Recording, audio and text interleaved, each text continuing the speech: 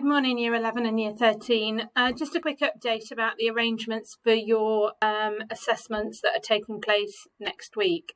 So you've got assessments from Monday the 17th to Friday the 28th of May that are taking place either in our main gym or the sports hall. You should have had an assessment timetable for those assessments. Make sure you don't lose it. It'll have come to you via email. If on the day you can't find that assessment timetable email, you can go and have a look in the front of main reception. The details will be up of the assessments for that day, the rooms that they're in and which students are where. Unfortunately, main student reception won't be able to help you if you've lost that email or you've lost your assessment timetable. So please make sure that you know where that email is so you can access it if you need to. A couple of things to do with the day of the assessment. The arrangements are very, very similar to when you sat your pre-public exams back before Christmas. So make sure you allow plenty of time on the morning to go to the toilet. You don't want to be coming out of your assessment because you need the toilet. School bags aren't allowed in any of the large assessment venues. So you'll need to make sure that you deposit those in T3 for Year 11 students and R3 for Year 13 students. If you don't want to put your bag in one of the 2 bag storage rooms, then you can use the student lockers in S block. You're not allowed to take your bag into either of the gyms.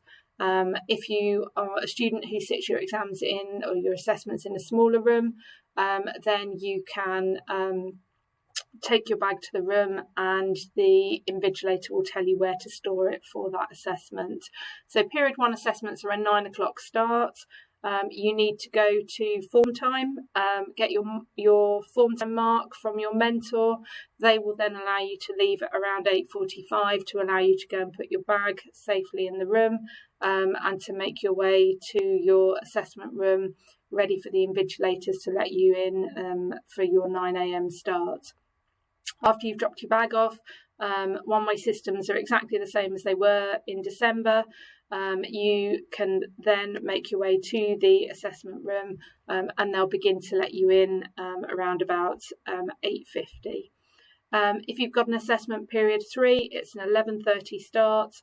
The bag storage rooms will be open from the start of break for you to leave your bags in there and they'll be locked at around 11:20. Once you have dropped your bag off by 11:20, then you should go straight to your assessment room so you're there ready for the invigilators to let you in at 11:20. Don't forget the hand sanitizer stations. You need to sanitize your hands before you enter the assessment room. They're mounted on the wall just outside the assessment venues. Face coverings, the rules have changed here a little bit since December and since more recently.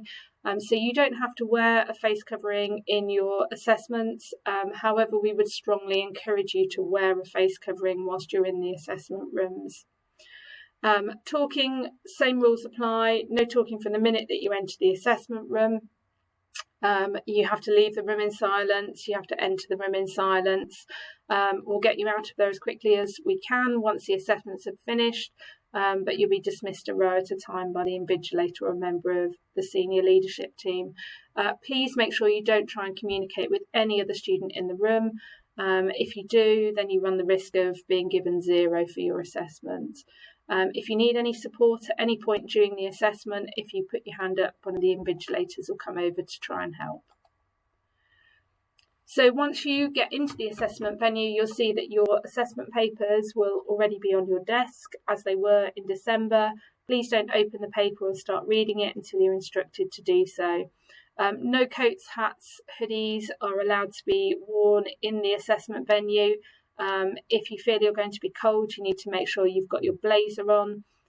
Your coats, hats or hoodies need to be in your bag or in the bag storage room. If you wear your blazer and you want to take your blazer or your school jumper off, they can be placed on the back of your chair if you choose to remove them. Please make sure you take them in if you think you're going to be cold at any point during the assessment. You can't wear your coat in substitution for your blazer in the assessment room. Can you make sure you're wearing your lanyard as you go into the assessment so the invigilators can ID who you are? If once you've sat down, you'll be instructed to remove them, and they need to be placed under your exam desk. No mobile phones are allowed in the assessment. They need to be in your bags, please, switched off in the bag storage room. Please make sure you haven't got your phone in your pocket, whether that's your blazer pocket or your trouser pocket. If you're caught with one in any pocket in the assessment room, it'll lead to disqualification from the assessment.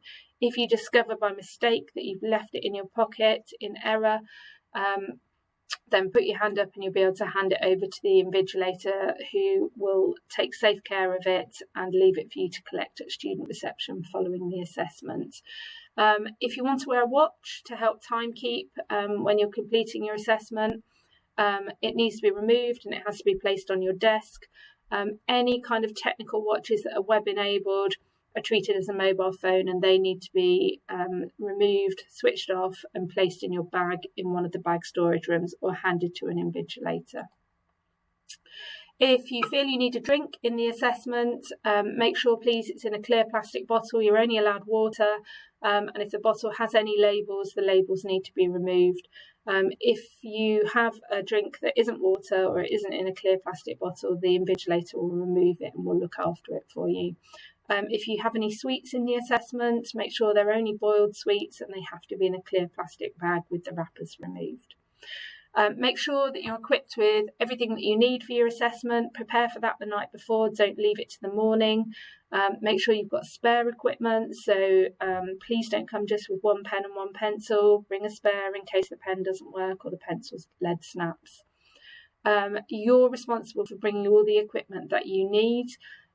Your teacher will tell you what you need for the assessments. We can't loan any calculators. The only scenario where we can loan you a calculator is if yours isn't working in the assessment.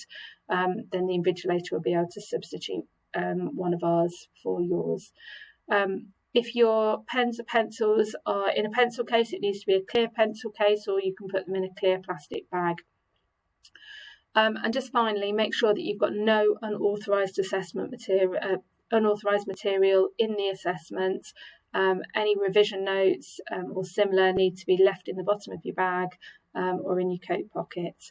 As these assessments are being blind marked as part of our protocols for determining your teacher assessed grades, make sure please that you only write your candidate number on the front of your assessment. So only your candidate number, do not write your name. If you're not sure on what your candidate number is, it's on the little card ID badge that is on the front of your exam desk. So best of luck. Very little has changed since your December PPEs, but just thought it'd be worth recapping with you so that you it was fresh in your mind for when the assessments start next week. Thanks very much for listening.